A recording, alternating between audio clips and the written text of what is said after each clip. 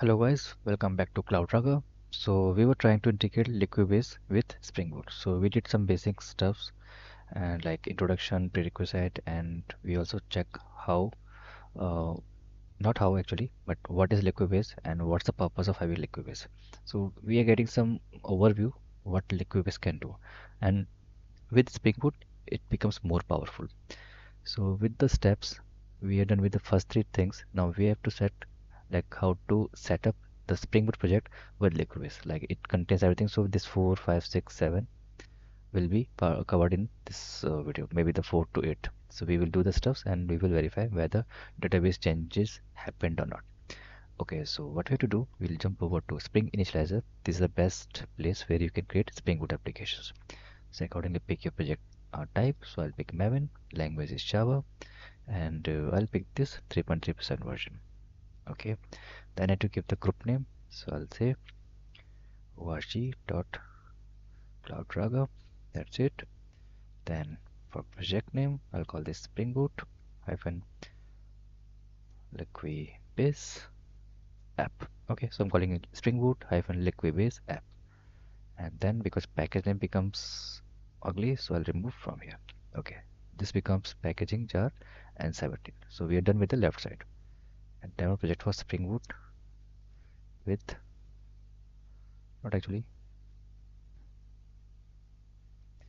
integration project for Spring Boot and Liquibase. Okay, so our left side is done. Next one, dependency side. So here we will pick, we have to pick no libraries. So first thing is let's pick web. In case if we write APIs, that way I'm thinking, but maybe that will come later. But let's add them. Then we will use MySQL because that's a database I'm going to pick. Then third thing is Liquibase library. So Liquibase migration SQL. This is done, and JPS must because it has to create table. So how does it create? So it should use some kind of tool or ORM tool. So we need JPA. So this is pretty much done. If you want to explore, you can always click on explore button to verify what kind of library has been added. So for JPA, web, Liquibase core, and MySQL connector. These are things, and by default, Spring also adds the test file. But okay, we don't need that. Close this, and I'll generate it. And here I'll have it as it is. Okay, there. So let's go to directory, and I'll cut this project and put it in my working space here.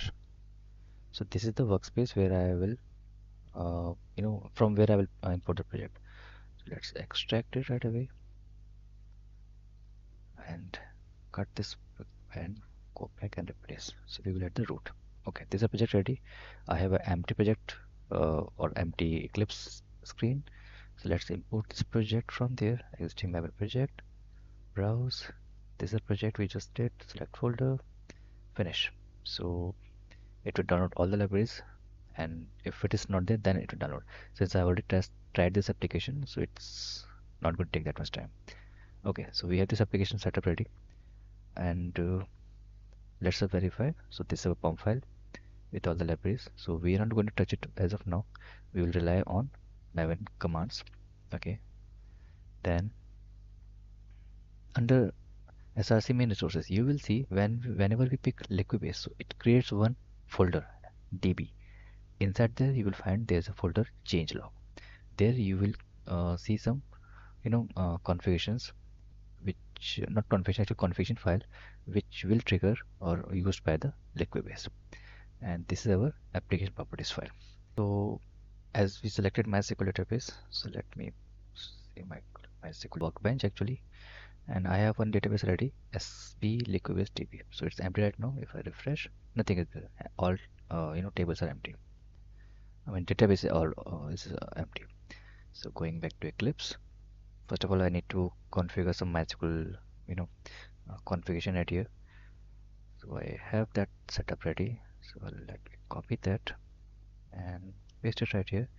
So driver, let's move it upside. Let's make more things stable. So initially driver class name, which is of MySQL, then database configuration, and this is my database name, Liquibase underscore DB, username and root for my MySQL, some JP configurations, and here the important part.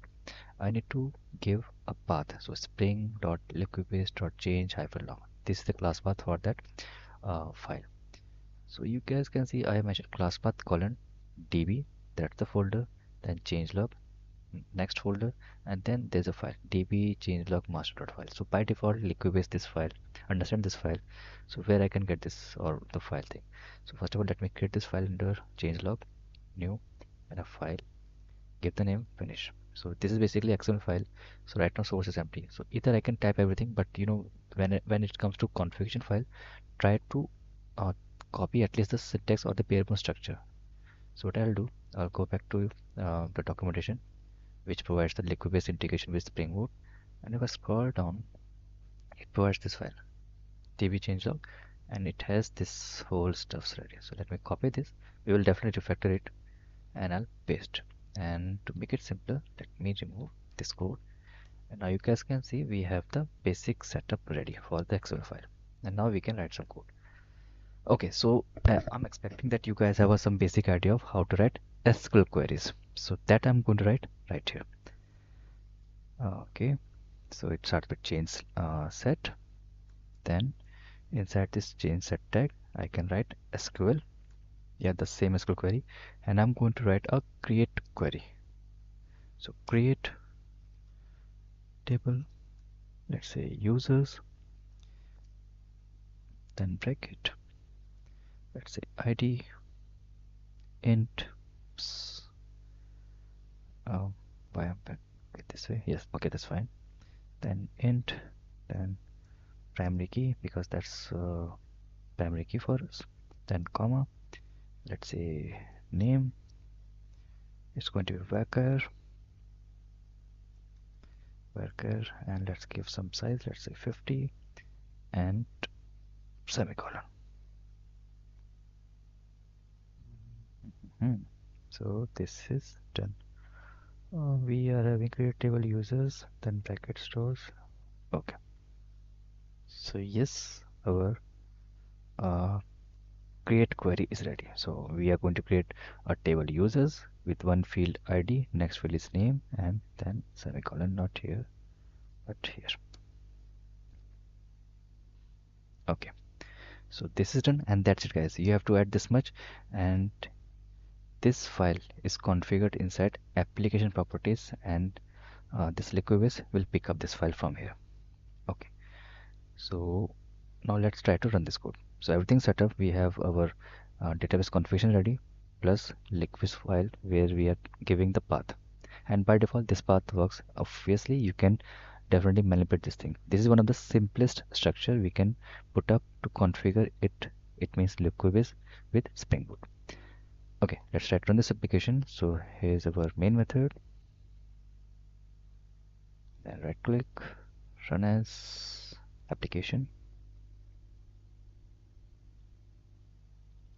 Okay, now we're getting issue, and we know the reason. It says we missed ID and name.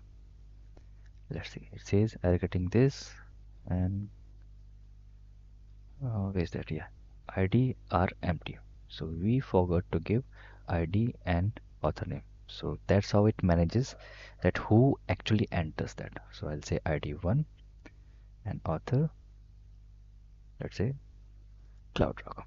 Okay, so this is the author name who actually giving this data. So this whole information will be preserved in database. Let's try one more time. Terminate, terminate, and right click, run as application. And you can see one log here. It says custom SQL executed. This is the file XML, and change set is ran successfully in 26 milliseconds. How many files executed? Just one, and total change sets are one. Okay, great. And server is also up.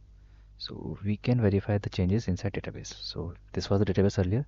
Let me refresh, and you can see 3 tables gets created.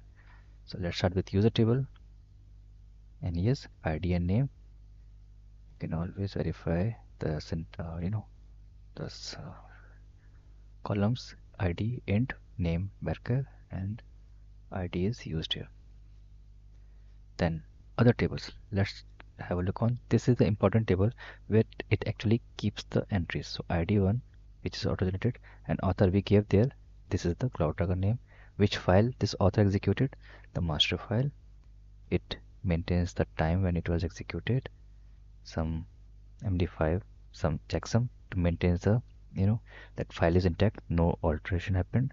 SQL file executed, Liquibase version, and deployment. So it maintains everything, and this is my Liquibase version 4.2.7, 4.2027. Okay, and the next file, the last third file is actually which is used internally by the Liquibase, which locks the execution whenever it is trying to do any kind of operation. So it enters data. I mean, it's not using. We are not supposed to use this file. This is used by Liquibase whenever it enters any data inside this database changelog. So you can say database changelog full of database and database changelog log lock. So it logs this, it enters that I'm going to write into that log file. So it acquires log, write into it, and then release the log. And this happens internally. So that's it, guys. That's how your simplest Liquibase implementation can be done. So we just noticed that the steps we were talking about earlier, um, like setting up Spring Boot application is done, configuration of Liquibase in Spring Boot is done through properties file. Then we created this changelog file. We executed Liquibase and Spring Boot application through Spring Boot screen, and then we also verified the changes happened in database. So we are just done with the basic setup of Liquibase with Spring Boot, and we simply used one XML file and wrote one SQL query to see whether our initial setup is working or not.